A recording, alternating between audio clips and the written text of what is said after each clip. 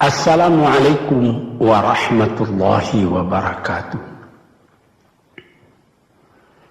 Tuan-tuan, saudara-saudara, ibu-ibu dan bapak-bapak yang sudi mendengarkan keterangan agama yang saya berikan di dalam kaset ini. Moga-moga Tuhan melimpahkan, mengurniakan rahmat dan nikmat-Nya kepada kita semuanya. Saya akan membicarakan suatu ayat yang bertemu di dalam surat Al-Baqarah. Bunyinya, Allahu waliyul ladzina amanu yukhrijuhum minadh dhulumati ilan nur wal ladzina kafaru awliya'uhumut taghut yukhrijunahum minan nuri ila dhulumat. Artinya, Allah adalah menjadi pemimpin bagi orang-orang yang beriman, orang yang mempunyai kepercayaan yang teguh. Dan Allah, apabila orang itu telah betul-betul menganggap Allah menjadi pemimpinnya, Allah pun menjamin mengeluarkannya daripada gelap gulita kepada terang benderang. Gelap gulita kebodohan kepada kecerdasan. Gelap gulita kehidupan tak tentu arah kepada tujuan yang sejati. Sebaliknya, orang yang kafir yang tidak percaya kepada Allah, maka sebaliknya yang terjadi, daripada terang benderang dia akan dipimpin oleh taghut, oleh kekuasaan-kekuasaan yang bukan bersandar kepada Allah.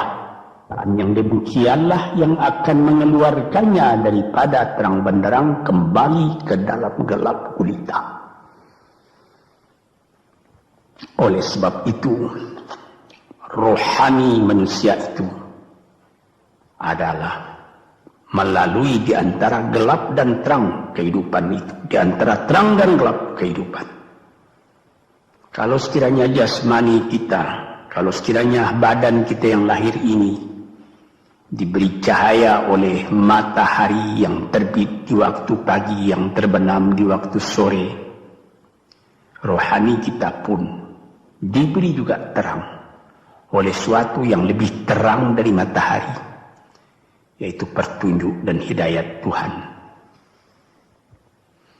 Di dalam Al-Quran, Tuhan memberikan bujukan, memberikan jiwa besar kepada orang-orang yang beriman itu. Tuhan bersabda, La tahinu wa la tahzanu wa antumul a'launa in kuntum mu'minin. Engkau ini adalah orang yang tinggi kalau engkau tetap memegang kepercayaan kepada Allah Subhanahu wa ta'ala. Di dalam perjuangan hidup di dunia ini, perjuangan antara yang hak dengan yang batil, antara gelap dengan terang, antara keyakinan dan keraguan, manusia berjalan di sekitar itu. Di kiri dan di kanan kita berjumpalah gelap dan terang itu. Maka diberilah pedoman manusia tadi. Apa pedoman? Walaupun bagaimana hebatnya, geloranya, tofannya, halimbubunya, ombaknya dan gelombangnya kehidupan itu, manusia mesti teguh berpegang kepada iman. Sebab kehidupan di dunia itu menurut peraturannya ialah tidak ada yang tetap. Yang tetap itu ialah berubah. Berubah itulah ketetapan yang ada dalam dunia. Panas sangat terik, benar, nanti akan hujan. Hujan sangat lebat, benar, nanti akan panas. Di suatu tempat terjadi hujan yang lebat, berhari-hari timbul banjir. Iya, banjir itu tidak tiap hari, nanti dia kering lagi. Di laut pun demikian pula. Ada pasang naik, tergenang ke atas. Besok pagi air itu sudah kering lagi, surut pasang. Begitulah kehidupan di dunia itu. Itu harus kita yakini supaya kita jangan terombang-ambing dalam kehidupan itu. Kalau kita sudah mulai terombang-ambing, tahu-tahu walaupun bagaimana terangnya hari gelap timbul dalam jiwa kita sendiri. Walaupun panas terik, kita berhujan. Hujan oleh keringat kita sendiri. Jadi yang penting di sini menjaga hati. Sampai Rasulullah Nabi kita Muhammad SAW, inna fil jasadi mudghatan, di dalam tubuh manusia itu ada suatu bekuan darah. Idza salahat salahal jasadu kulluhu wa idza fasadat fasadal jasadu kulluhu. Kalau ini segumpal daging baik, seluruh badan jadi baik. Kalau dia rusak, seluruh badan jadi rusak. Apakah itu? Hati. Hati. Kendali terletak dalam hati kita. Hati artinya penuh. Bukan saja berarti pada daging, tapi pada hati dari hati, isi dari hati, atau juga akal kita. Sebab itu, maka kalau satu waktu saya pernah mengajarkan doa yang mengandung 8 sifat-sifat lemah menghilangkan kemerdekaan manusia, hari ini saya pun akan mengajarkan doa yang diajarkan juga oleh Nabi. Bagaimana menjaga hati tadi. Di situ dalam doa itu ada tersebut 4 perkara. Apa disebut? Allahumma inni a'udzubika min qalbin la yakhsha'u wa min ilmin la yanfa'u wa min nafsin la tashba'u wa min du'a illa yusma'u. Jadi 4 perkara. Yang pertama, Allahumma inni a'udzubika min qalbin la yakhsha. Aku sangat berlindung kepada Engkau ya Allah, janganlah sampai terjadi hati saya itu tidak khusyuk lagi. Ini bahaya ini. Mulai bahaya mengancam kepada manusia. Kalau hatinya tidak khusyuk lagi, hati khusyuk yaitu hati itu tentu jelas tujuannya kepada Allah. Allah menjadi pegangannya. Allah menjadi bentengnya. Allah menjadi ingatannya. Allah menjadi tujuannya. Dan kepada Allah dia kalau sembahyang menghadapkan diri, menghadapkan hati, maka permohonan kita yang pertama kepada Tuhan, ya Tuhanku, janganlah sampai hati saya ini tidak khusyuk lagi. Sebagai orang Islam, kita sembahyang 5 waktu. Di dalam Al-Quran dikatakan sembahyang itu ialah khusyuk, terpadu ingatan kepada Tuhan.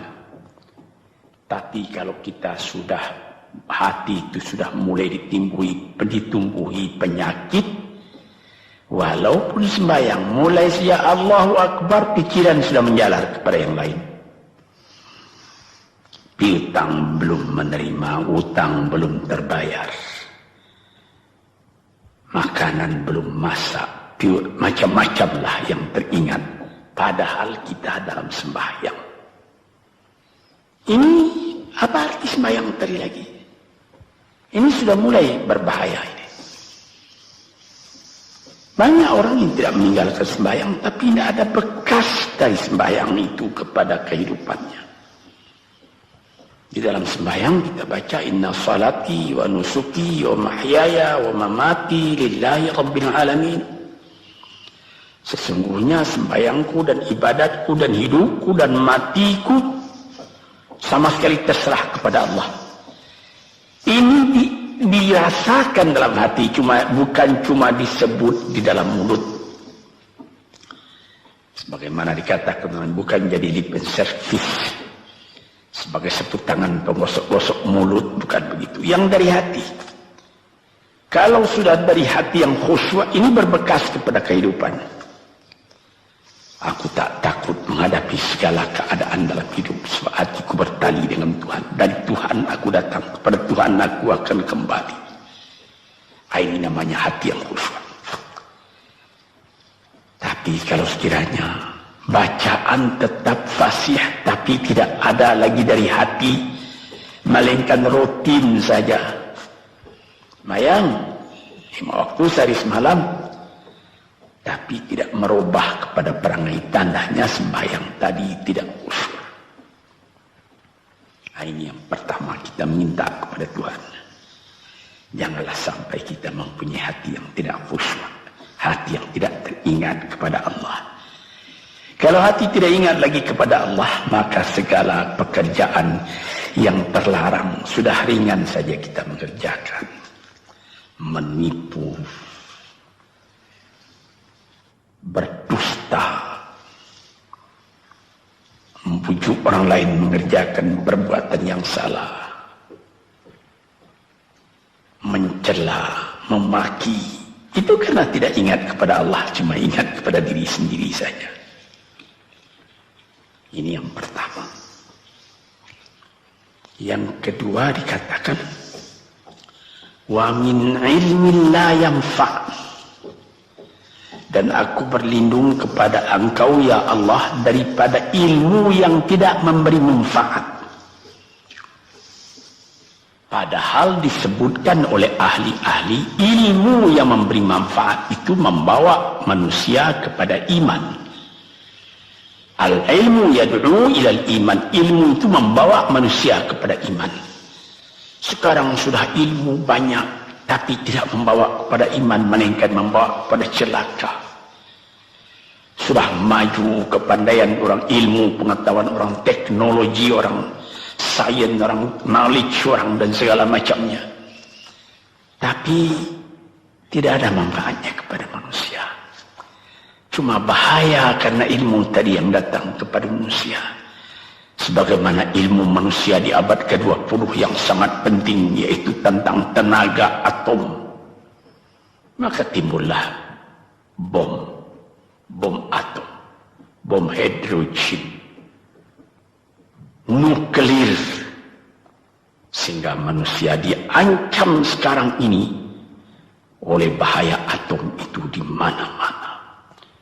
Apabila kita lihat di televisi bagaimana mengadakan demonstrasi di Australia, di Jerman Barat, di tempat-tempat yang lain, melihat bagaimana bahaya atom itu kalau terjadi perang dunia yang ketiga.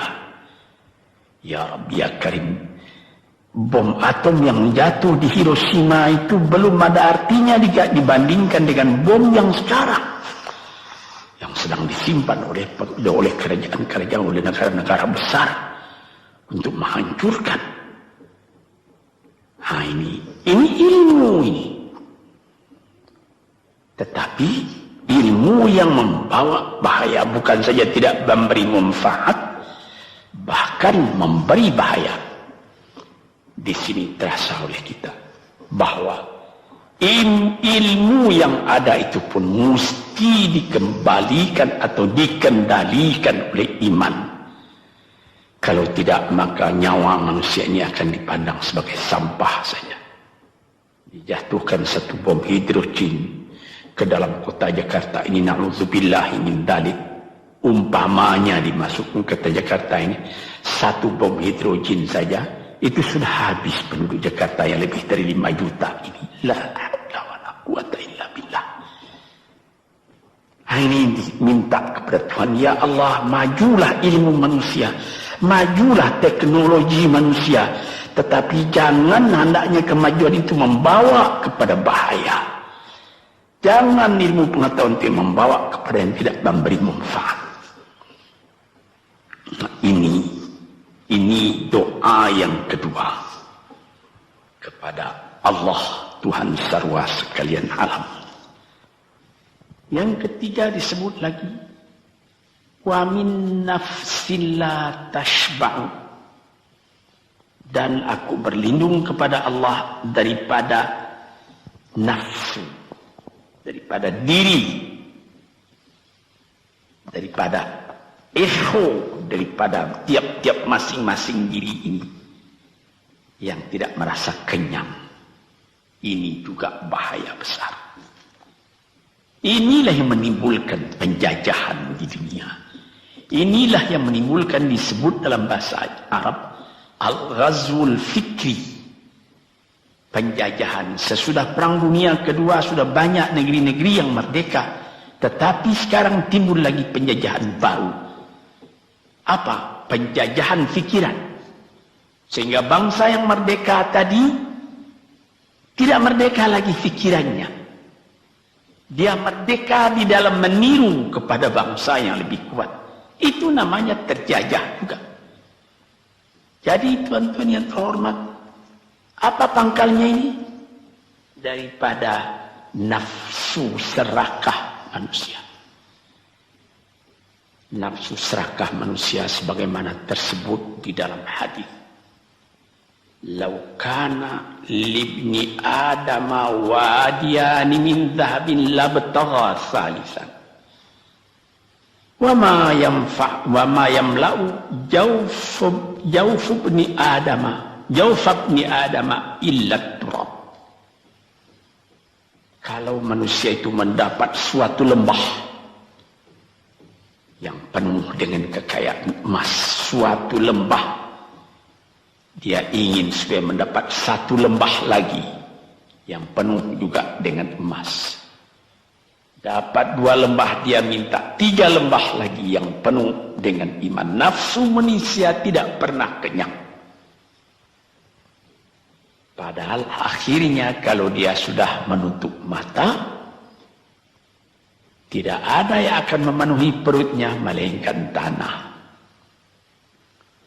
Saya teringat akan cerita yang disampaikan oleh Graf Leo Tolstoy, pujangga Rusia yang terkenal, bahwa orang yang tidak mempunyai nafsu yang kenyang itu, pada suatu hari katanya, ada satu orang kaya mempunyai tanah yang luas. Dia mengatakan pada orang, boleh tuan-tuan mengambil tanah kepunyaan saya ini, berapa tuan suka, berapa tuan mau. Syaratnya cuma begini, sepanjang yang tuan berjalan dari timur ke barat, lantas sebelum matahari terbenam, tuan sampai kembali ke tempat tuan melangkah pertama tadi. Berapa saja tuan suka, boleh ambil tanah ini. Maka datanglah si tamak tadi. Tuan yang punya asli tanah tadi mengatakan, bawalah bakal, jangan lapar di jalan nanti. Baik, dibawanya nasi sebungkus, dia berjalan, jalan. Dari pukul 7 pagi. Kalau diambil kekuatan, hendaknya pukul 10 dia sudah makan. Melangkah lagi beberapa ratus meter atau sekian, nanti boleh kekuatan buat kembali. Sehingga sebelum matahari terbenam, dia sudah sampai ke tempat dia menuju bermula. Tetapi ini orang bernafsu betul, dia minta supaya banyak tanah yang dapat didapatnya. Dibawanya nasi sebungkus, tapi dia tidak jalan, di tengah jalan tak berhenti, kan nanti berapa meter itu nanti kalau saya berhenti, tanah yang kurang buat saya. Dia terus berjalan. Dia tidak ingat bahwa kekuatan masa pergi yang lebih cepat dengan kekuatan masa pulang yang lambat itu dia tidak taksir. Dia berjalan saja cepat-cepat. Sudah pukul 1 hari, sudah jauh perjalanan. Lantas nanti kembali. Kelemahan badan, kondisi dan situasi tidak sama lagi. Tidak secepat dia pergi dahulu lagi dia pulang kembali. Maka bukan pukul 7 dia sampai, atau pukul 5 sore tadi dia sampai ke tempat dia berjalan bermula, karena dia jalannya sudah lunglai, kaki sudah penat, badan sudah letih. Kira-kira baru pukul 2 dia tidak dapat berjalan lagi karena sudah lapar. Dia coba makan sedikit pun tidak bisa lagi seenak makan yang tadi. Habis makan pun dia berjalan lagi. Pukul 3 dia terhenti. Jauh lagi baru sampai tempat yang pertama. Menurut syarat yang diberikan oleh mempunyai tanah yang pertama, kalau engkau tidak sampai ke tempatmu yang pertama tadi sorenya, tanah ini tidak engkau dapat lagi semua. Memang tidak sampai dia. Pukul 4 dia sudah berhenti berjalan, tidak kuat lagi. Mata sudah gelap. Akhirnya karena terlalu capai, terlalu penat, mati dia di tengah jalan. Berapa dia dapat tanah tadi lagi? Cuma sepanjang badannya untuk kuburannya, yang lain tinggal semua.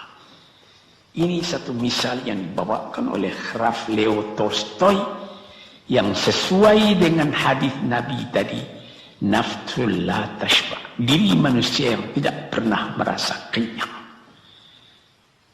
Kita berkehendak tidak berbatas, tapi tenaga kita sendiri berbatas. Ini kali tidak difikirkan oleh manusia. Dia punya angan-angan, dia punya macam teori yang dikeluarkan. Dia lupa bahwa nanti tenaganya itu akan terbatas karena sakit, karena lapar, karena tua. Sebagaimana pepatah dari nenek moyang kita, tanda-tanda dikirimkan lebih dulu bahwa kita tidak akan lama lagi di sini. Apa? Rambut, gigi, mata sudah mulai kabur. Uban sudah mulai bertabur. Gigi sudah mulai gugur. Kulit sudah mulai kendur. Kalau mata sudah kabur, uban sudah bertabur, gigi sudah gugur, kulit sudah kendur, sudah 4 perkara. Yang kelima ialah pintu kubur. Nah, ini kerap kali manusia lupa yang demikian. Sebab itu dikatakan, ya Tuhanku, janganlah sampai aku ditumbuhi oleh penyakit nafsu yang tidak mau kenyang-kenyang itu. Nah ini, kemudian itu timbul lagi doa yang keempat. Disebutkan di situ, wa min du'a illa yusma. Ini lebih berbahaya lagi. Ini sudah puncak dari bahaya. Apa artinya? Dan aku berlindung kepada Engkau ya Allah daripada doa yang tidak didengar lagi. La ilaha illallah. Mendoa ya Allah, kasih aku ini, kasih aku kesempatan, tapi tidak didengar lagi. Tuan-tuan, para pendengar kaset yang tercinta, ada tersebut dalam hadis Nabi, wa malbasuhu haram, wa mashrabuhu haram, wa udhiya bil haram. Ya Rab, ya Rab, fa'anna yustajab lah. Ash'asa, aghbara. Badan sudah penuh dengan kekotoran, penuh debu. Yamudu ilaihi ila sama, menadahkan tangan keduanya ke langit. Ya Rabbu, ya Rabbu, ya Tuhanku, tolong aku, ya Allah, bela aku. Padahal yang dimakan haram, yang diminum haram, dibesarkan dengan yang haram. Fana yustajabulah. Dengan jalan apa Allah Ta'ala akan mengabulkan doa itu? Badan kotor menghadap kepada yang bersih, meminta diberi kebersihan. Bagaimana caranya? Tuan-tuan yang terhormat, pernah dalam Quran Tuhan mengatakan, la yanzuru ilaihi wa la yukallimuhum Allah wa la yanzuru ilaihi. Allah tak mau mengajak dia bercakap dan Allah tidak memandang kepada dia. Saya sendiri dengan segala kerendahan hati mengatakan bagaimana beratnya kita bertemu dengan seorang orang besar, lalu dia mengulurkan tangan kepada kita, tapi mata kita tidak dilihatnya. Sengsara rasanya. Bagaimana dengan Tuhan kalau Tuhan tak mau melihat kita? Nah, sebab itu para pembaca, pendengar kaset yang tercinta, berdoalah kepada Tuhan supaya hati kita selalu terbuka. Jangan sampai kita mempunyai hati yang tidak khusyuk, ilmu yang tidak memberi manfaat, jiwa yang tidak pernah kenyang, dan doa yang tidak didengar. Ya Allah, dengarkan doa kami dan tunjukkan kepada kami jalan yang benar dan beri kami terang dalam kehidupan ini. Yang keempat ialah wa min du'a illa yusma. Dan aku berlindung kepada Engkau ya Allah, jangan sampai doaku tidak terdengar, tidak didengar oleh Tuhan. Sebagaimana kita tahu, doa itu adalah mukhul ibadah, tulang sumsum daripada ibadat kita sendiri kepada Tuhan.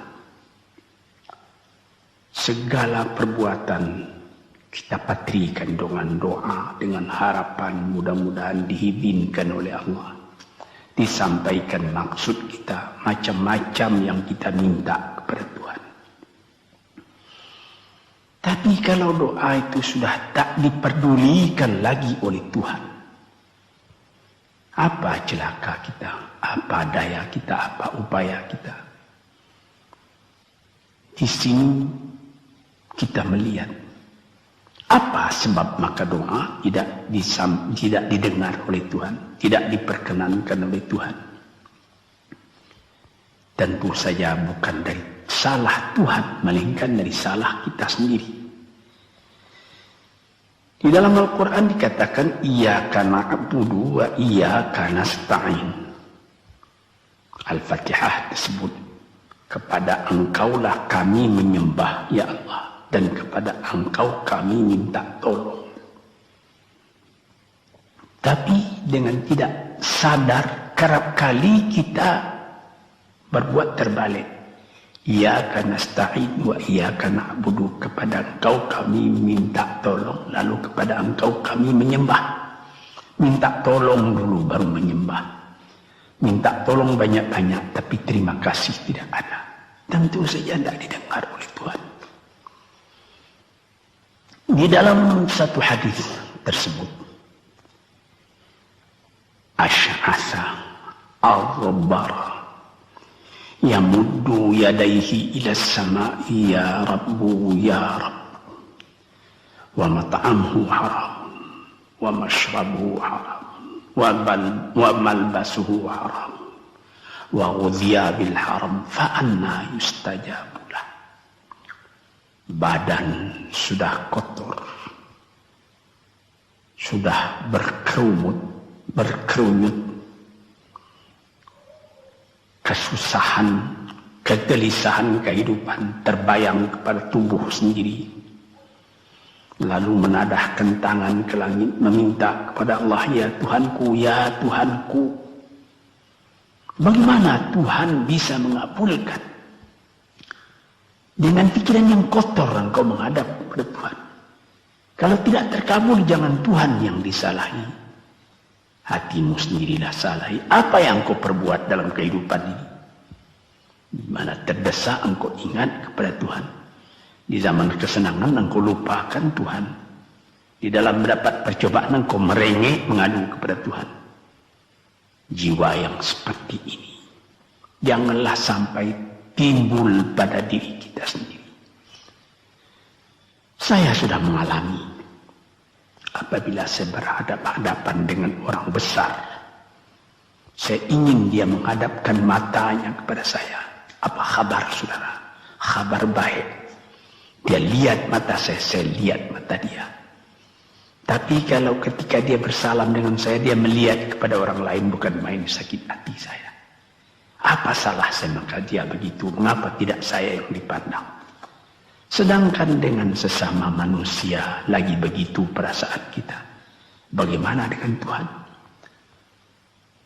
La yanzuru ilaihim wa la yukallimuhum. Allah tidak memandang sebelah mata kepada Allah, kepada kita. Allah tak mau bercakap dengan kita sepatah pun. Langit mana tempat kita bernaung, bumi mana tempat kita berpijak kalau sudah demikian keadaannya. Nah, ini yang dijaga tuan-tuan yang terhormat dalam doa keempatnya itu. Hati janganlah sampai tidak khusyuk. Ilmu janganlah sampai tidak memberi manfaat. Nafsu janganlah sampai tidak kenyang. Dan doa janganlah sampai tidak didengar. Saudara-saudara, moga-moga Allah memberikan kepada kita hati yang terang. Sebagaimana ayat yang mula-mula saya sebut tadi, Allahu waliyul ladzina amanu yukhrijuhum minadh-dhulumati ilan nur. Allah lah jadi pemimpin bagi orang yang beriman sehingga dari gelap gulita dibawa dia oleh Tuhan kepada terang benderang. Walladzina kafaru, tetapi orang-orang yang sudah tidak ada kepercayaannya kepada Tuhan, awliya'uhumut taghut, yang menjadi pemimpinnya bukan Tuhan tapi setan. Dia akan membawa orang itu daripada terang benderang ke dalam gelap gulita. Kita jadi meraba-raba dalam gelap kehidupan. Dalam meraba-raba itu masih ragu entah kemana akan pergi. Maut pun datang. Gelap selalu. Di dunia gelap, di akhirat pun gelap. Na'udzubillah min dzalik.